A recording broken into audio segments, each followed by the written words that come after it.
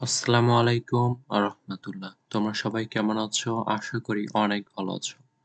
তো তোমরা যারা এইচএসসি ২০২৫ তাদের জন্য আমাদের ইংলিশ সেকেন্ড পেপারের গ্রামার পার্টের একদম ধারাবাহিকভাবে আলোচনা চলছে। তো সেটির আজকে লেকচার 4।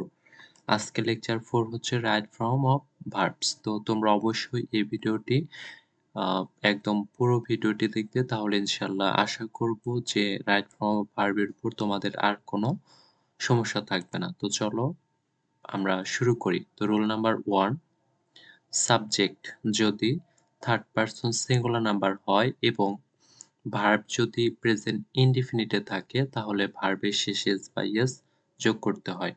যেমন sometimes, daily, usually, always, often, regularly, etc. যদি কখনো সেন্টেন্সে এগুলো থাকে, এই অ্যাডভার্ব গুলো থাকে, তাহলে সেই সেন্টেন্সটি অবশ্যই প্রেজেন্ট ইনডিফিনিট টেন্স হবে। তো প্রেজেন্ট ইনডিফিনিট টেন্সে সাবজেক্ট যদি থার্ড পারসন সিঙ্গুলার হয়, যেমন হি, শি, ইট এবং কোনো ব্যক্তির নাম যদি হয় অথবা কোনো বস্তুর নাম হয়, তাহলে অবশ্যই ভার্বের সাথে, মেইন ভার্বের সাথে এস বা ইএস যোগ করতে হয়। যেমন এজ এ সাবজেক্ট ভার্বের সাথে এস বা ইএস হবে এবং এক্সটেনশন, যেমন আমরা যদি বলি যে দ্য বয় প্লে ফুটবল, তো এখানে এটা হচ্ছে একটি প্রেজেন্ট ইনডিফিনিট টেন্স, সেদিক থেকে আমরা ভার্বের সাথে আর সাবজেক্ট যেহেতু থার্ড পারসন সিঙ্গুলার, এই কারণে আমরা ভার্বের সাথে এস বা ইএস করবো। তারপর প্লে থেকে place.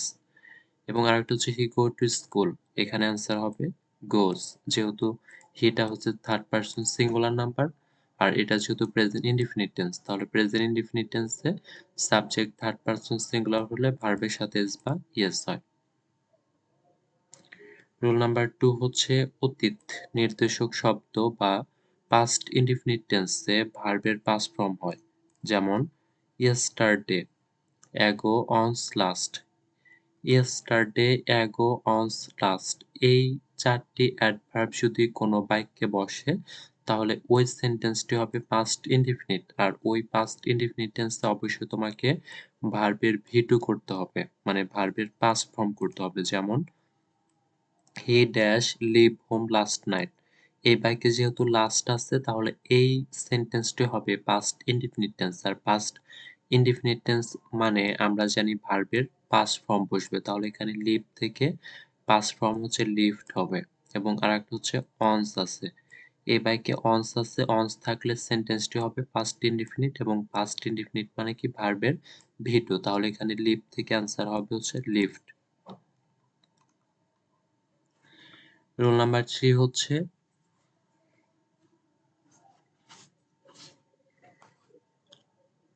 Just, just now, already, yet, ever, lately, recently থাকলে প্রেজেন্ট পারফেক্ট টেন্স হয়। প্রেজেন্ট পারফেক্ট টেন্স মানে কি হ্যাভ, হ্যাজ এর পরে ভার্বের ভি3।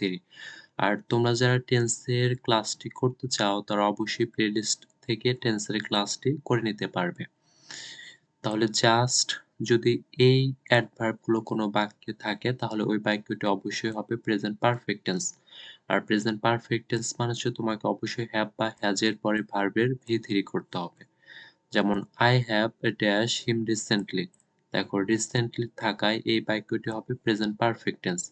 আর প্রেজেন্ট পারফেক্ট টেন্স মানে কি হ্যাভ এর পরে ভার্বের ভি3 হবে। তাহলে এখানে যেহেতু হ্যাভ দেওয়া আছে তাহলে অ্যান্সার হবে হচ্ছে সি স সিন, মানে সিন হবে।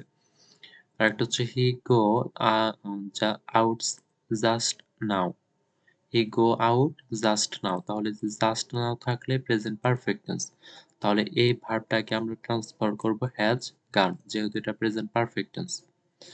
রুল নাম্বার 4 হচ্ছে চলমান এখনো ঘটে চলছে এমন বর্ণনামূলক অর্থে প্রেজেন্ট কন্টিনিউয়াস টেন্স হয় যদি কখনো বাক্যে নাও, at this moment, gradually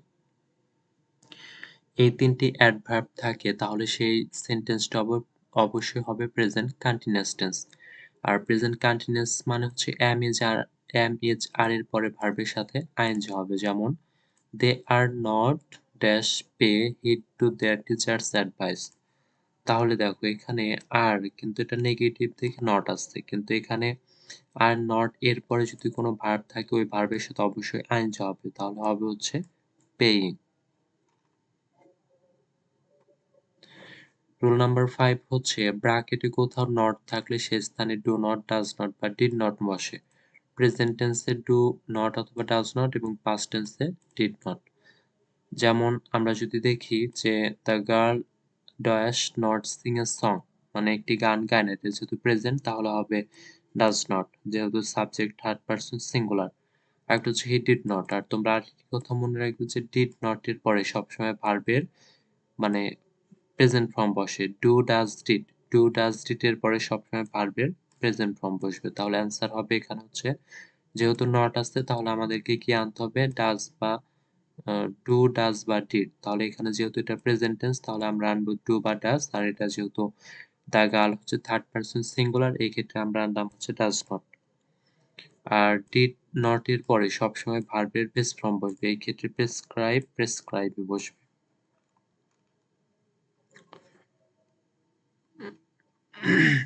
rule number 6 হচ্ছে M is R, Aja, war ইত্যাদি বি ভার্বের পর প্যাসিভ ভয়েসের ক্ষেত্রে ব্র্যাকেটের ভার্বের পাস্ট পার্টিসিপল যদি সেই সেন্টেন্সটি প্যাসিভ ভয়েস হয় তাহলে কিন্তু ভার্বের পরে মানে এম ইজ আর, অজ এর পরে ভার্বের ভি থ্রি হবে। যেমন the book was dash steal, মানে বইটি চুরি করা হয়েছিল। দেখো বই প্যাসিভ ভয়েস মানে কি সাবজেক্ট নিজে মানে মেইন ভার্বটার কাজটি করতে পারে না। এই বই কি চুরি করতে পারে না, তাহলে এটি অবশ্যই প্যাসিভ ভয়েস। আর প্যাসিভ ভয়েসে অজ এর পরে ভার্বের ভি থ্রি, তাহলে অজ আসছে তাহলে স্টিল থেকে আমরা করব হচ্ছে স্টলেন। আর একটা হচ্ছে in fact cricket dash call the gentleman's game, এখানে ওই একই যে ক্রিকেট তো নিজে নিজে আসলে খেলতে পারে না, এই ক্ষেত্রে খেলতে পারে না বা ক্রিকেট খেলা ডাকতে পারে না, তাহলে সেক্ষেত্রে আমরা এটা প্যাসিভ ভয়েসে করব হচ্ছে ইজ কল্ড। রুল নাম্বার 7 হচ্ছে সেন্টেন্সটি মডাল অক্সিলারি যুক্ত প্যাসিভ ভয়েসের স্থলে এর পরে বি প্লাস ভি থ্রি হয়। যদি কখনো সেন্টেন্সটি মডাল অক্সিলারি যুক্ত প্যাসিভ ভয়েস হয় তাহলে তোমরা মনে রাখবে যে মডাল ভার্বের পরে একটি বি আসবে, তারপর ভার্বের ভি থ্রি হবে। যদি মডাল ভার্ব যুক্ত প্যাসিভ ভয়েস হয় তাহলে মডাল ভার্বের পরে একটি বি আনতে হবে এবং তারপর ভি থ্রি আনতে হবে। যেমন the result, the result May dash publish at 12 PM, মানে ফলাফল 12টার দিকে প্রকাশিত হবে। দ্য রেজাল্ট হচ্ছে সাবজেক্ট, কিন্তু দ্য রেজাল্ট কি কখনো প্রকাশিত হতে পারে নাকি কোনো ব্যক্তি এটা প্রকাশ করে, সেটা তাহলে এটা হবে হচ্ছে প্যাসিভ ভয়েস। মে আছে, আমরা এরপরে একটা বি আনবো এবং এই পাবলিশের ভি থ্রি করবো পাবলিশড। এবং আরেকটা হচ্ছে subsidies must dash give in the education sector, মানে শিক্ষাটা হচ্ছে মানে ভর্তুকি অবশ্যই শিক্ষা খাতে দেওয়া হবে, মানে সাবজেক্ট ভর্তুকি, তাহলে সাবসিডিসকে আসলে দিতে পারে নাকি কোনো ব্যক্তি দেয়, তাহলে এই ক্ষেত্রে এটা হচ্ছে প্যাসিভ ভয়েস।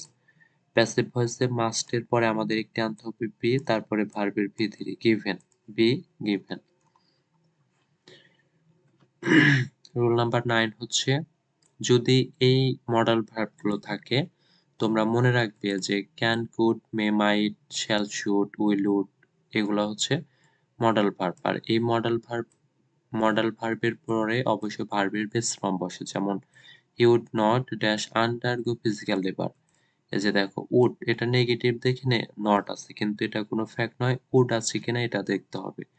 মডাল ভার্বের পরে অ্যাক্টিভ ভয়েসে ভার্বের বেস ফর্ম হয়, তাহলে এখানে আন্ডারগো আছে, অ্যান্সার আন্ডারগোই হবে। এবং আরেকটা হচ্ছে I can dash do the work, তাহলে এখানে হবে ডু, যেহেতু এটা হচ্ছে মডাল ভার্বের পরে ভার্বের বেস ফর্ম হবে।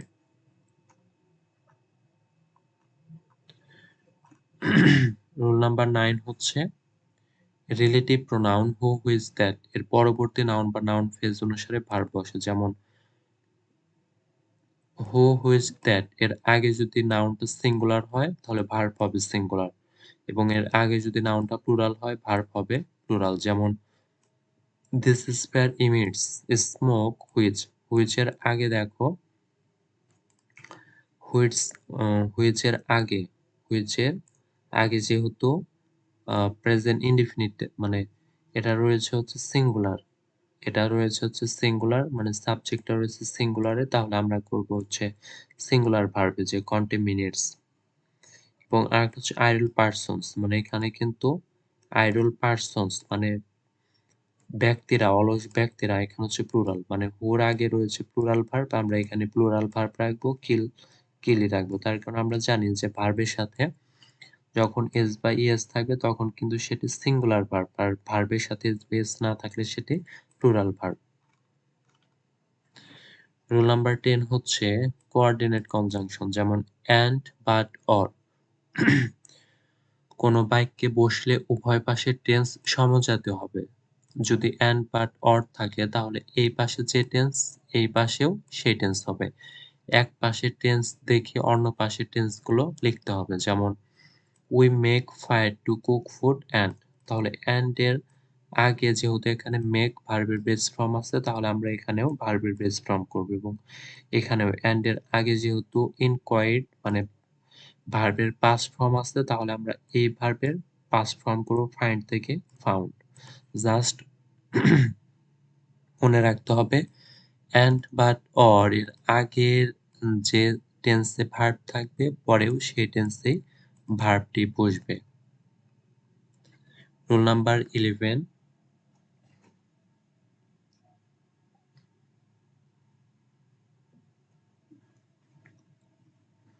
সকল প্রিপোজিশনের পরের ভার্বটির সাথে আইএনজি যোগ করতে হয়। যেমন শুধুমাত্র টু প্লাস ভার্বের ভি অন বসে। যেমন প্রিপোজিশন হচ্ছে এইগুলা হচ্ছে প্রিপোজিশন।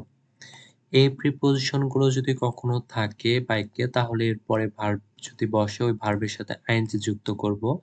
শুধুমাত্র টু এর পরে ভার্বের বেস ফর্ম বসে। তো আরেকটি কথা মনে রাখতে হবে, যদি with a view to, look forward to এবং অ্যাডিক্টেড টু, ডিভোটেড টু এইগুলো যদি কখনো একসাথে থাকে তাহলে কিন্তু ওই টু এর পরে ভার্বের সাথে আইএনজি হবে। টু এর পরে ভার্বের বেস ফর্ম বসে কিন্তু with a view to, look forward to বা অ্যাডিক্টেড টু বা ডিভোটেড টু এর পরে কিন্তু ভার্বের সাথে আইএনজি বসবে। যেমন দে, দে স্টার্ট, যেমন এখানে দে এর পরে স্টার্টই হবে, দে এর পরে স্টার্ট হবে।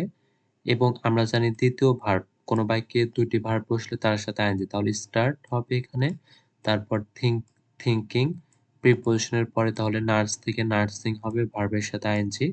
এবং আমরা জানি অ্যান্ড এর আগেও যে ভার্ব বসে পরেও হবে, তাহলে অ্যান্ড এর আগে যদি নার্সিং হয় তাহলে অ্যান্ড এর পরে হবে ব্রিঙ্কিং। এবং আরেকটা হচ্ছে যে with a view to, with a view to এর পরে সবসময় ভার্বের সাথে আইএনজি হয়, তাহলে এখানে রিড থেকে হবে হচ্ছে রিডিং। এবং রুল নাম্বার 12 হচ্ছে সাবজেক্ট অবস্থানে ভার্ব বসলে এক্ষেত্রে ভার্বটিকে জেরান্ড ভার্বের সাথে আইএনজি অথবা ইনফিনিটিভ উভয় করা যায়। যেমন আমরা যদি দেখি এখানে টিচ, টিচ হচ্ছে একটি ভার্ব, এটাকে আমরা টিচিং এও করতে পারি অথবা টু টিচ করতে পারি। মানে সাবজেক্ট অবস্থানে যদি কখনো ভার্ব থাকে তাকে আমরা ওই ভার্বের সাথে আইএনজি যুক্ত করব অথবা টু প্লাস ভার্বের বেস ফর্ম করতে পারি। রুল নাম্বার 13, যদি কোনো সিম্পল সেন্টেন্সে দুটি ভার্ব থাকে তাহলে ব্র্যাকেটের ভার্বের সাথে আইএনজি যোগ করতে হয় অথবা ভার্বটির আগে টু বসাতে হয়। যেমন আই স হিম গো, দেখো এখানে স একটি ভার্ব, মেইন ভার্ব এবং তারপর আরেকটি ভার্ব। তাহলে একটি সেন্টেন্সে দুটি ভার্ব আসলে দ্বিতীয় ভার্বের সাথে আমরা আইএনজি করতে পারি অথবা ইনফিনিটিভ করতে পারি। আরেকটা হচ্ছে যে এই ভার্ব রয়েছে তাহলে পরবর্তী ভার্বের সাথে আমরা করব আইএনজি, কিল থেকে কিলিং। কন্ডিশনাল সেন্টেন্সে ইফ যুক্ত সেন্টেন্স, এক্ষেত্রে কন্ডিশনাল সেন্টেন্স 4 প্রকার হলেও দুইটি কন্ডিশনালের ব্যবহার বেশি লক্ষণীয়। একটা হচ্ছে ইফ এর পরে যদি কখনো প্রেজেন্ট ইনডিফিনিট থাকে পরে হবে ফিউচার, এবং ইফ এর পরে যদি কখনো পাস্ট ইনডিফিনিট থাকে তাহলে পরে হবে subject, would, could, might plus ভার্বের বেস ফর্ম। যেমন এই যে দেখো ইফ এর আগে রয়েছে রিমেইন মানে প্রেজেন্ট ইনডিফিনিট, এর পরে হবে অবশ্যই আমরা প্রেজেন্ট ইনডিফিনিটও দিতে পারি আবার ফিউচার ইনডিফিনিটও দিতে পারি। এখানে ট্রাভেলও দিতে পারি, ট্রাভেলসও দিতে পারি অথবা উইল ট্রাভেল দিতে পারি। এবং আরেকটা হচ্ছে দেখো ইফ এর আগে যেহেতু এটা রয়েছে ক্যান বি, আচ্ছা এখানে হচ্ছে দেখো আমরা একটা শিখেছি ক্যান এর পরে বি থাকলে সেটা কিন্তু প্যাসিভ ভয়েস হয়, সেই ক্ষেত্রে লেসেন থেকে হবে হচ্ছে লেসেন্ট। রুল নাম্বার 15, কিছু ট্রানজিটিভ ভার্ব যেমন স্টপ, অ্যাভয়েড, রিমেম্বার, ওয়েট এর পরবর্তী ভার্বের সাথে আইএনজি হয়। যেমন এই যে স্টার্ট রয়েছে তাহলে এর পরবর্তী ভার্বের সাথে আমরা কি করব ফলো থেকে ফলোইং। ওয়েট আছে তাহলে এই ভার্বের সাথে অবশ্যই স্ট্যান্ড থেকে স্ট্যান্ডিং। মানে এই ভার্বগুলোর পরে পরবর্তী আরেকটি ভার্ব আসলে তার সাথে আইএনজি হয়। আরেকটা হচ্ছে লেস্ট এমন একটি কনজাংশন যা সর্বদাই বাক্যের মাঝে বসে পরবর্তী বাক্যের অর্থকে নেগেটিভ নাবোধক অর্থ দেয়। কেন লেস্টের ভেতরে নাবোধক অর্থ লুকানো। লেস্টের বাংলা অর্থ হচ্ছে যাতে না বা পাছে না।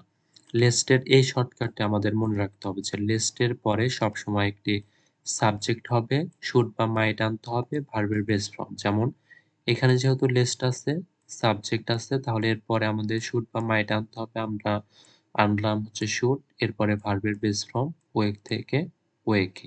অ্যান্সার হবে শুড, ওয়েক। রুল নাম্বার 7 হচ্ছে ইউনিভার্সাল ট্রুথ, হ্যাবিচুয়াল ফ্যাক্ট এবং এগুলা সবসময় প্রেজেন্ট ইনডিফিনিট টেন্স হয়। যেমন the sun rises in the east হবে হচ্ছে রাইজেস, যেহেতু এটা চিরন্তন সত্য। আর একটা হচ্ছে ম্যান ইজ মরাল, মানে মানুষ মরণশীল।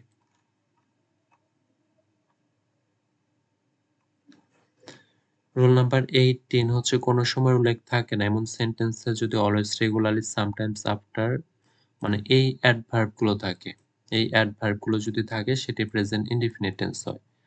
অলওয়েজ আছে তাহলে এটা প্রেজেন্ট ইনডিফিনিট। আর যেহেতু হি হচ্ছে subject third person singular, disturb থেকে অবশ্যই ভার্বের সাথে এস বাই এস করতে হবে, ডিস্টার্বস। এই বাক্যে রেগুলারলি আসছে তাহলে আমরা এই গুড বয় যেহেতু থার্ড পারসন সিঙ্গুলার, এই ক্ষেত্রে প্রিপেয়ার থেকে আমরা করব প্রিপেয়ার্স। রুল নাম্বার 19, কোন সেন্টেন্সে যদি হ্যাজ, হ্যাভ, হ্যাড থাকে তাহলে ভার্বের পাস্ট পার্টিসিপল হয়। যেমন হ্যাভ, হ্যাজ, হ্যাড এর পরে যদি ভার্ব থাকে ওই ভার্বটি অবশ্যই ভার্বের V3 হবে। যেমন হ্যাজ আছে তাহলে আমরা এই ভার্বটিকে কি করব, V3 ডু, ডিড, ডান করব। এখানে হ্যাভ আছে তাহলে আমরা এখানে মেড থেকে মেডি, মানে মেডের প্রেজেন্ট ফর্ম কিন্তু মেড, মেড কিন্তু ভার্বের V3 তে রয়েছে। তাহলে অ্যান্সার হবে হচ্ছে মেড।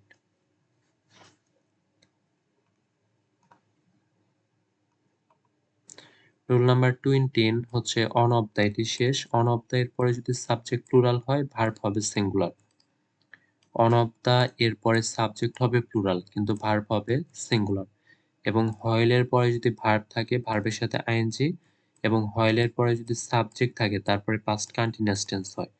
তাহলে অন অফ দ্য এর পরে সাবজেক্ট হয় প্লুরাল, ভার্ব হয় সিঙ্গুলার, এবং হয়েল এর পরে যদি সরাসরি ভার্ব থাকে তাহলে হবে আইএনজি, এবং হয়েল এর পরে যদি সাবজেক্ট থাকে তাহলে পরে হবে পাস্ট কন্টিনিউয়াস টেন্স। যেমন অন অফ মাই ফ্রেন্ডস, দেখো অফ অন অফ এর পরে সাবজেক্ট প্লুরাল এবং ভার্ব হবে কিন্তু সিঙ্গুলার, যেমন ভার্ব হবে ইজ। এবং হয়েল এর পরে দেখো সরাসরি ভার্ব আছে তাহলে হবে ওয়াক থেকে ওয়াকিং। আর হয়েল এর পরে যদি সাবজেক্ট থাকে পরে কিন্তু পাস্ট কন্টিনিউয়াস টেন্স হয়, তার মানে অজ বা এর পরে আইএনজি হবে। রহিম, তারপরে দেখো রহিম অন অফ দ্য বিজনেসম্যান, তাহলে এখানে অন অফ দ্য এরপরে সাবজেক্ট প্লুরাল কিন্তু ভার্ব হয় সিঙ্গুলার, তাহলে এখানে হবে হচ্ছে রহিম ইজ। তো এ ছিল তোমাদের রাইট ফর্ম অফ ভার্বস, এবং এর পরবর্তী ভিডিওগুলো আহ, আমরা দেখবো রাইট ফর্ম অফ ভার্বের একদম, মানে যেগুলো বোর্ড কোশ্চেন প্র্যাকটিস করব আমরা। এবং পরবর্তী ভিডিওগুলো পেতে অবশ্যই চ্যানেলটি সাবস্ক্রাইব করে রাখো।